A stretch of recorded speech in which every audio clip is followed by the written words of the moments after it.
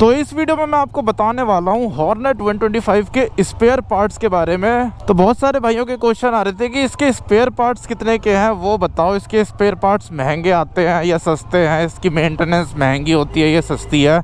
Maintenance के बारे में तो मैंने बहुत बार बता रखा है कि ये एक लो मेंटेनेंस बाइक है। जितनी मेंटेनेंस एक स्प्लेंडर की होती है उतनी ही मेंटेनेंस है इस बाइक की, और बल्कि स्प्लेंडर की सर्विस आपको हर 2,500-3 हज़ार किलोमीटर में करवानी पड़ती है।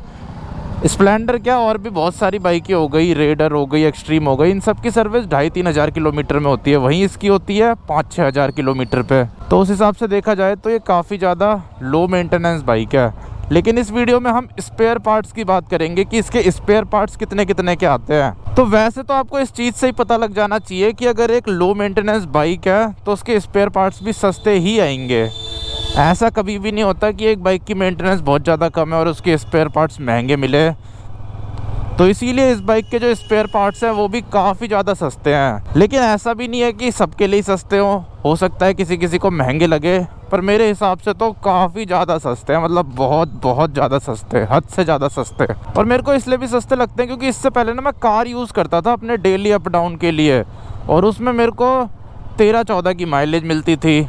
एक नट खुलवा लो मैकेनिक से 150-200 रुपये ले जाता था वो, और अगर थोड़ा सा काम करवा दो तो 500 से नीचे तो लेता ही नहीं था। सीधा 1,000, 2,000, 2,500, 3,000 ऐसे में बात होती थी। वहीं जब से मैंने ये बाइक ली है तब से तो मेरे को हर चीज़ ऐसा लगता है कि ये फ्री में चलती है। मतलब अगर माइलेज और मेंटेनेंस की बात करें ना, सर्विस कॉस्ट, तो एक तरह से मेरे लिए तो ये बाइक फ्री में चल रही है। 0 मेंटेनेंस और 0 पेट्रोल खा रही है। क्योंकि जो इंसान 13-14 की माइलेज चला रहा था उसको आप सीधा 60 की माइलेज मिल गई है। ऐसा भी नहीं है कि थोड़ा बहुत डिफरेंस है, ज़मीन आसमान का डिफरेंस मिल गया है। तो इसलिए मेरे लिए काफ़ी ज़्यादा डिफरेंस है। तो अभी तक ना मेरे को इस बाइक के स्पेयर पार्ट्स के बारे में पता नहीं था कि कितने कितने के हैं, लेकिन अब पता चल गया है।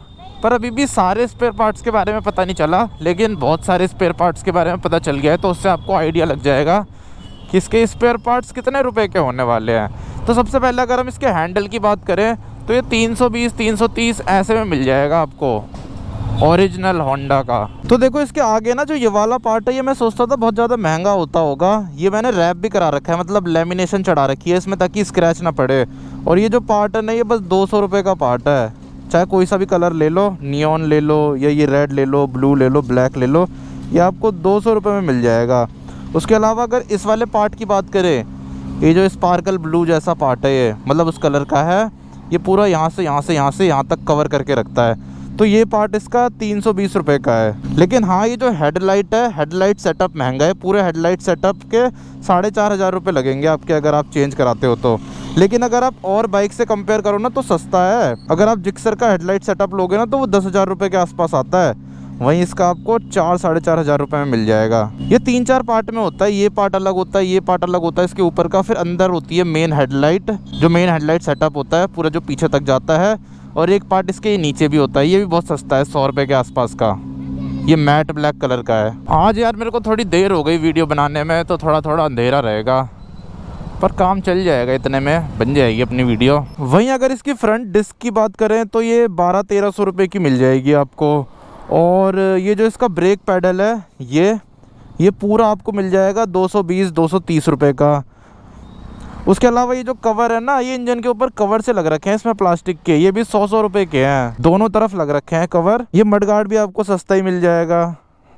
ऊपर से ये जो चेन कवर है पीछे, ये भी ऐसे ही है, 100-150 रुपये का। ये पूरा होता है यहाँ से लेके, और ये जो छोटा वाला मडगार्ड है ना, ये भी इसी में कनेक्ट होता है।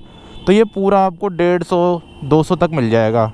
सस्ता ही मिलेगा, 100-150 में मिल जाएगा। तो बाइक में यार हल्के पार्ट्स होने का ना ये फ़ायदा भी होता है, नुकसान भी होता है, तो फ़ायदा भी होता है। फ़ायदा ये होता है कि सस्ते मिल जाते हैं पार्ट।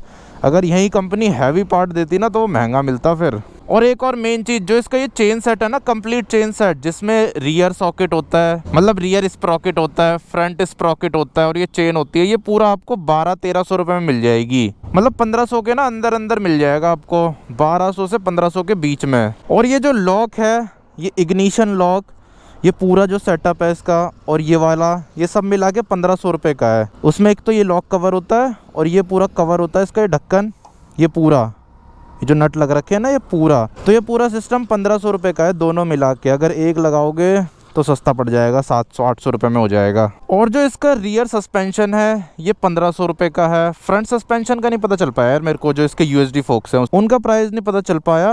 उनका प्राइस और पता चल जाता है ना इन यूएसडी फोक्स का तो मज़ा आ जाता, पर पता चल जाएगा कुछ टाइम में, लेकिन अभी तो नहीं पता फ़िलहाल। लेकिन जो रियर सस्पेंशन है इसका मोनोशॉक वो मिल जाएगा आपको 1500 रुपये में। उसके अलावा जो इसके इंडिकेटर्स हैं एलईडी इंडिकेटर्स, कहाँ गए, ये रहे, ये देखो, ये आपको 600 रुपये के मिलेंगे फ्रंट वाले दोनों और 600 रुपये के पीछे वाले दोनों। तो ये थोड़े से महंगे हैं इंडिकेटर इसके। ऐसा भी नहीं है कि सारी चीज़ें ही सस्ती है, कुछ कुछ चीज़ें महंगी भी है और कुछ कुछ चीज़ें सस्ती भी है, पर ठीक है 600 रुपये में भी इतने ज़्यादा भी महंगे नहीं है। 300 रुपये का एक पड़ेगा मतलब, और 300 रुपये का ये। अगर चारों इंडिकेटर आपको चेंज कराने हैं ना ओरिजिनल, तो 1200 रुपये लग जाएंगे। और इसकी ये डिस्प्ले भी बहुत महंगी होगी, इसका भी प्राइस मेरे को नहीं पता चल पाया है, लेकिन ये भी बहुत महंगी होगी।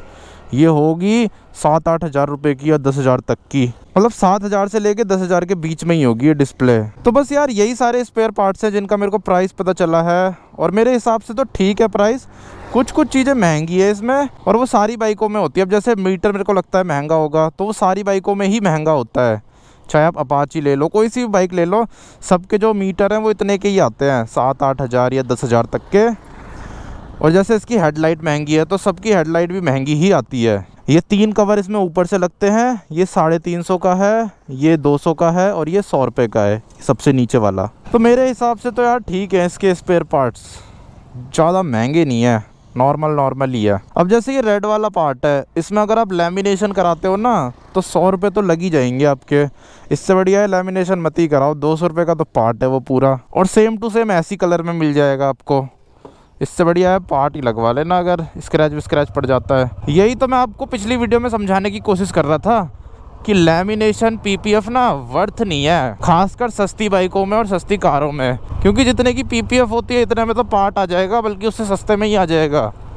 तो फालतू में क्यों करानी, वेस्ट ऑफ मनी है पीपीएफ वगैरह सस्ती बाइकों के लिए और सस्ती कारों के लिए। लैमिनेशन आप फिर भी करा सकते हो, पर पीपीएफ तो नहीं करानी चाहिए। कारों में तो 50-50 हज़ार 60-60 हज़ार रुपये की पीपीएफ होती है, और वहीं 20 हज़ार रुपये में पूरी कार पेंट हो जाती है क्लियर कोट के साथ। और आज 31 दिसंबर है, तो आप सभी को हैप्पी न्यू ईयर। अगर ये आप 1 तारीख को देख रहे हो, तो अगर 31 को देख रहे हो तो एडवांस में हैप्पी न्यू ईयर। ऊपर से यार इस बाइक के सारे पार्ट हल्के ही हैं, जैसे लोग बोलते ही हैं बिल्ड क्वालिटी कम है, तो बिल्ड क्वालिटी कम का फ़ायदा आपको स्पेयर पार्ट्स में मिलेगा इसमें। ये जापानीज़ ब्रांड कारों में भी यही करते हैं, बाइकों में भी यही करते हैं।